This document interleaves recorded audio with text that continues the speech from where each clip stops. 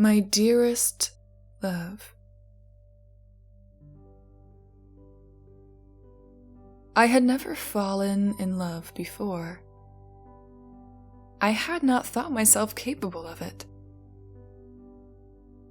After all my life, the horrors I'd endured, I didn't think I had any room in my heart for anything but self-preservation and anger. Until I met you. You came to my captor's house every weekend to do chores for him. In his old age, he'd become too frail to do anything but assure that I was safely locked away. You'd sweep the floors and do the dishes and glance curiously at the basement door. My basement door, which he'd forbidden you from entering.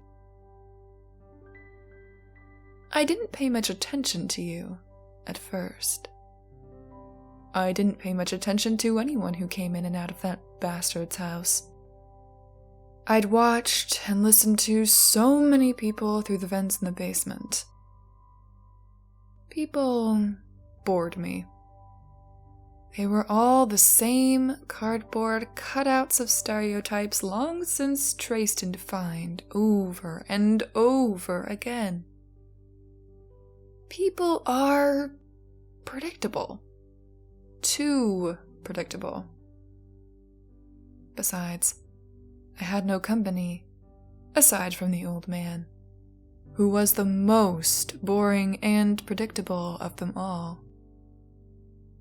Whenever I heard his heavy breaths and loud footsteps approaching my cage, I knew exactly what he wanted.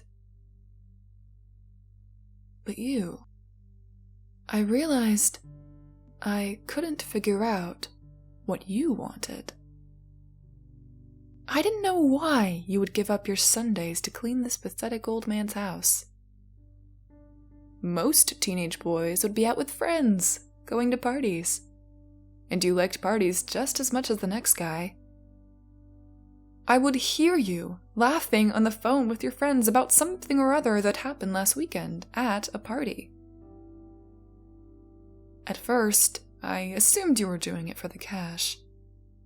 But after hearing more phone conversations and watching you leave in the Maserati that your parents had bought you, I realized that wasn't the case. And then, one day, I watched you accidentally trip the old man with your mop. You put on a false expression of remorse and horror and apologized until you ran out of breath. But I saw the look in your eyes, the smile on your face right before you tripped him. You knew what he was. You saw what I did whenever I looked at him. A monster. The old man must have hurt himself in the fall because you called him an ambulance.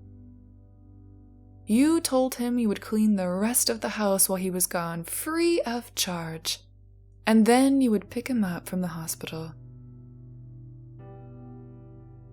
You waited until the ambulance had turned the corner, driving the old man away from the house, before you crept towards the basement door. My basement door. I heard the door creak open, and I immediately huddled back to the darkest parts of my cage. There were no lights in the basement, but I did not want you to see me. I did not want you to be afraid.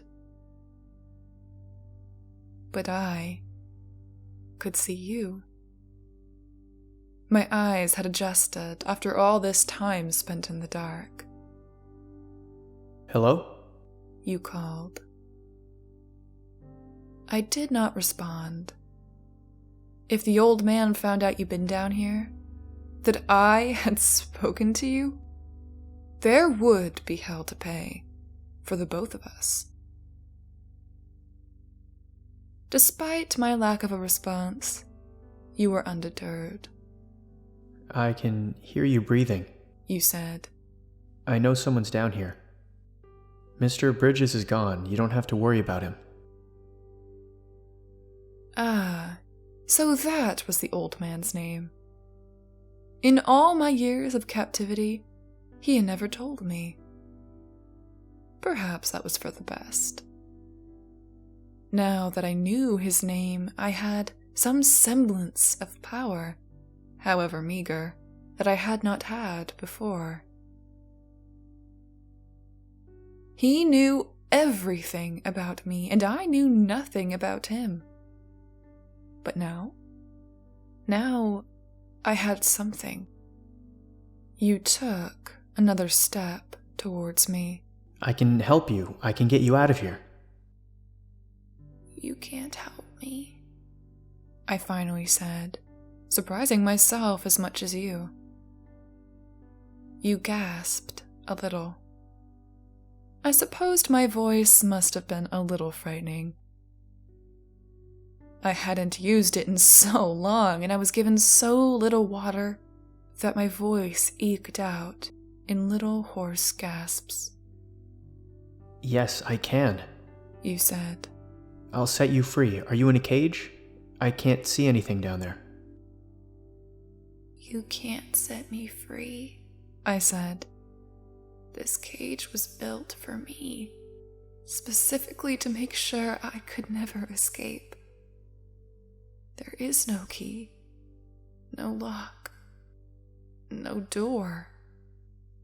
If there's no key or lock or door, how did he put you in there? You asked. I don't remember, I replied. This was the truth. How long have you been down here? You asked. I don't know. Another truth. All memories of before the basement and before the cage were muddled in my mind.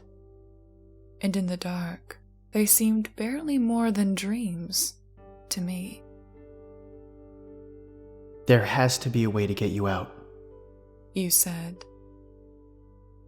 You stepped closer, close enough for me to finally be able to make out your features. I hadn't seen a face aside from the old man's in so long, I'd almost forgotten what faces looked like. I was so curious to see yours, to match a physical appearance to the voice I knew. You were tall and lanky and thin, with big bony hands and large owlish blue eyes. You reminded me of a bird. I've developed a strange affection for birds since. There is no way, I said. I've given up on ever finding one. I'll call the police. No! You stumbled backwards, shocked by my outburst. People have tried to call the cops before, I told you. They always end up dead. The cops that come end up dead too. We've gone from city to city and country to country, and no one who's ever called the cops had survived. I have to try, you said, but your voice cracked at the end, adorably. You were such a good person, Sweetness. I could see the good in those huge, pale blue eyes. And I could see that even through your fear, you planned on calling the police anyway. Please don't, I said, as sternly as possible. Promise me you won't. You stood still for a moment. Promise me, I screamed. I still feel bad for yelling at you. I could see you shaking in fear. I'm sorry for yelling, but I couldn't bear the thought of you getting hurt. I promise, You finally said, voice shaky and high-pitched. Your voice still hadn't dropped, and I could tell it was a source of embarrassment for you. I found it cute. There must be something I can do for you, You said. You can talk to me, I said, a flicker of hope rising in my chest. I tried to quell it. There was no guarantee to say yes. Of course, You said. My heart fluttered when I heard you say that. My sweetness was such a good person. I'd always known it, and it was so foolish of me to doubt that for even a second. You moved to sit cross-legged on the floor in front of my cage, your knees bony and knobby. I could see their stark outline under your skin. I was reminded again of a baby bird, struggling to hold itself up on its delicate, fragile legs. My name's Sam. You said. I'm 16. What's your name? I don't remember, I said. That was a lie, and I'm sorry for deceiving you, love. But to tell you I never had a name would have been tough to explain. We'll have to give you a new one then. You said. I need something to call you. Are you a boy or a girl? I can't tell from your voice. I don't know, I said. Another lie. I'll call you Alex. You said. That can be a boy's name and a girl's name. Do you like it? Yes, I said. But that also wasn't totally the truth. The truth was, I loved it. I loved it because you gave it to me. You chose to gift it to me, and I hold that name precious to my heart because of that. You smiled, and my heart swelled. Well, after that, you know what happened. The old man was hospitalized for 2 weeks, and he charged you with taking care of the house in his absence. I supposed he'd thought you'd be too shy and fearful to go into the basement. You were a shy and fearful person. That is true. But your good heart always won through. If he'd known you the way I do, he would have known that too. You would visit me every day. You understood pretty early on that I didn't want to talk about my life. Whenever you asked me, I always told you I either didn't remember or I didn't want to talk about it. So, you would tell me about your life instead. About your friends, and your school, and your hobbies, and everything.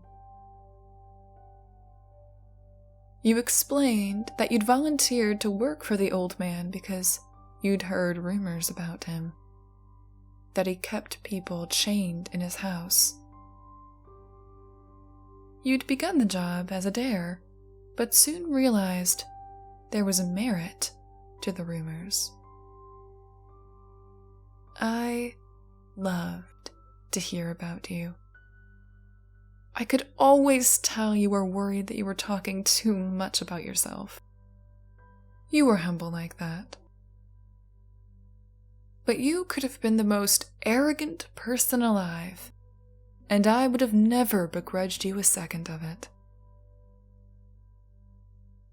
One day, you came down the stairs with a large black bruise spread over your cheekbone, and I could physically feel the swell of anger in my gut at the thought of someone hurting my baby bird. "Someone hurt you," was the first thing I said to you. Your eyes dropped to the floor. "It's nothing," you said. "It's something," I said, and I could feel my voice turning harsh. I could see you noticing. "My dad just gets..."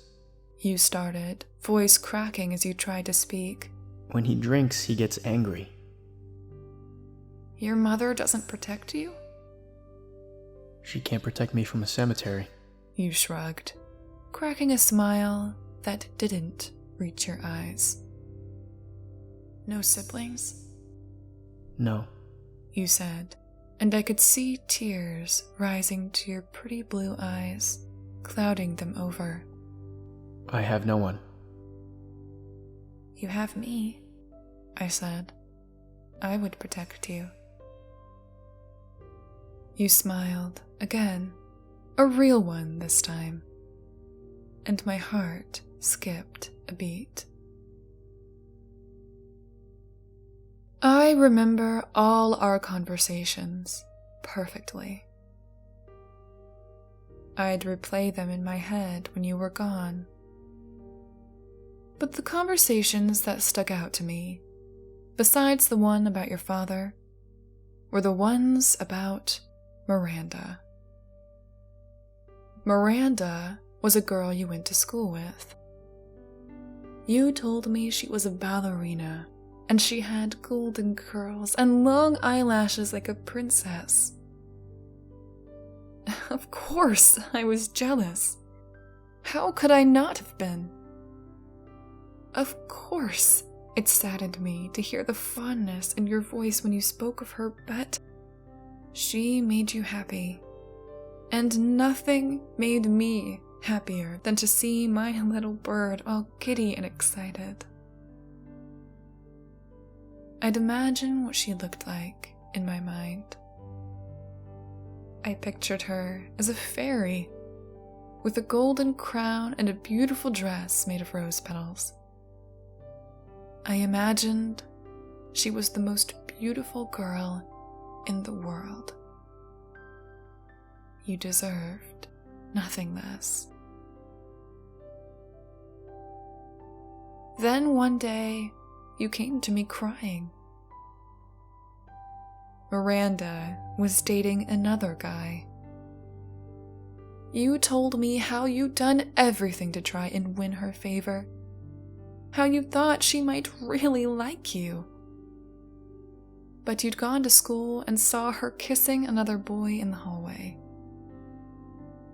Then I imagined her as a witch, an old, ugly crone who used magic spells to make herself seem beautiful.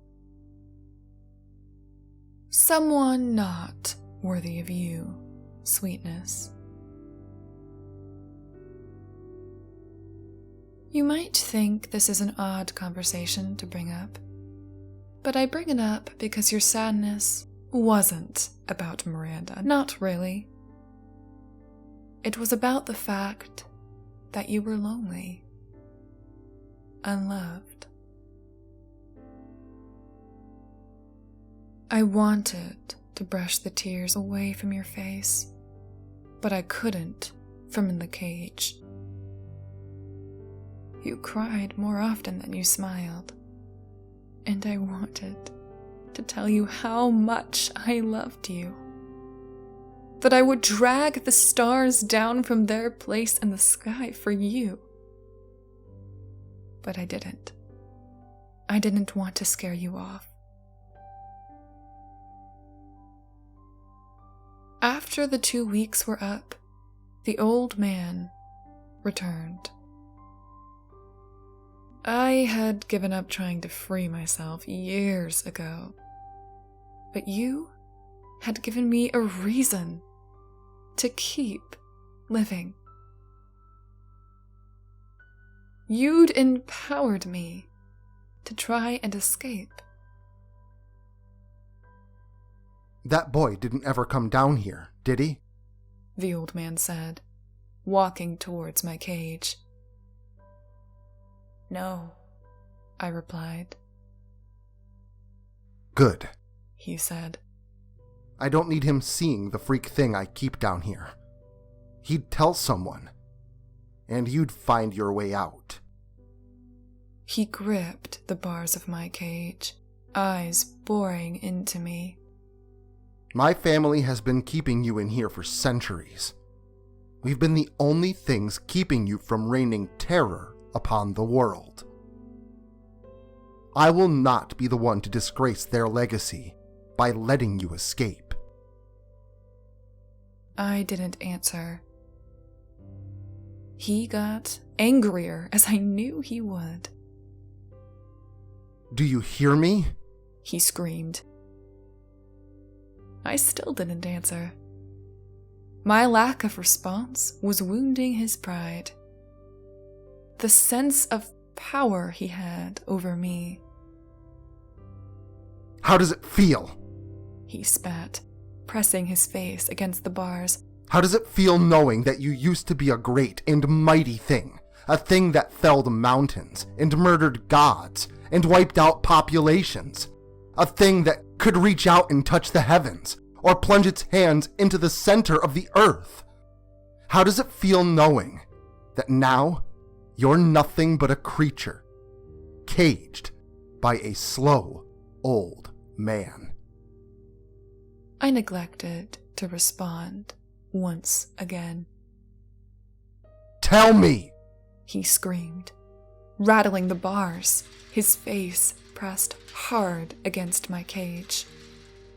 Before he could react, I had closed my jaws around the part of his face that I could reach.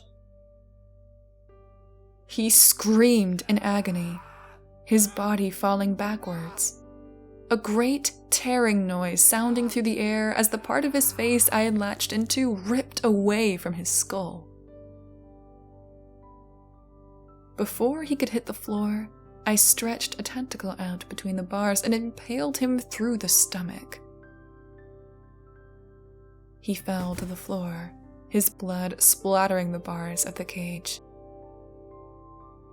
A few seconds passed as he died, and then the cage around me vanished.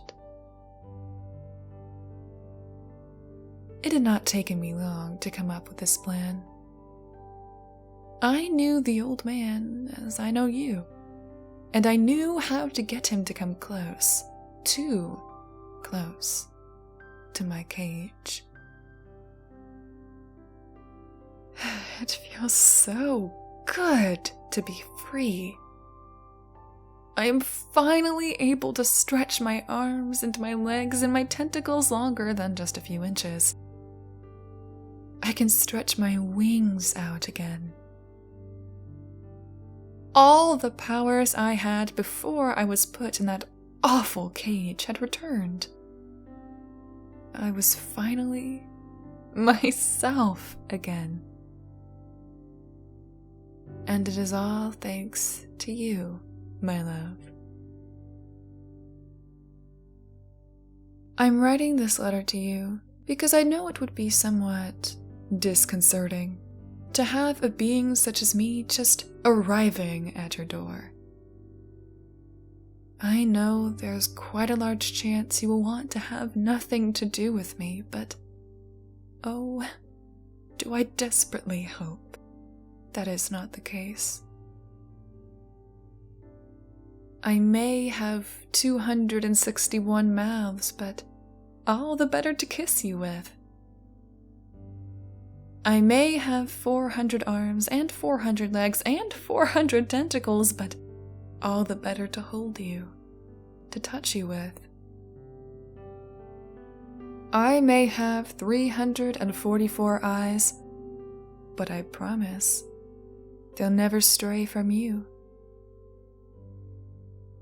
I may have 5 sets of wings, but that means I can finally help my little baby bird fly. And I know I'm not a boy or a girl, but I am yours.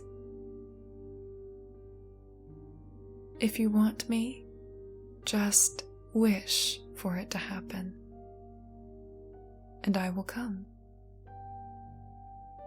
I can make you the happiest you've ever been. I can kill your father. I can resurrect your mother. I can kill Miranda even, if you want. Or I can make her love you. I can give you all the finery in the world. I can make you live the most lavish of lives. I could make you immortal, and we could spend all of eternity together. I would make sure you never cried again. All you have to do is say the word, and I will come. Wherever you are, whatever happens, I will always come. Yours forever, Alex.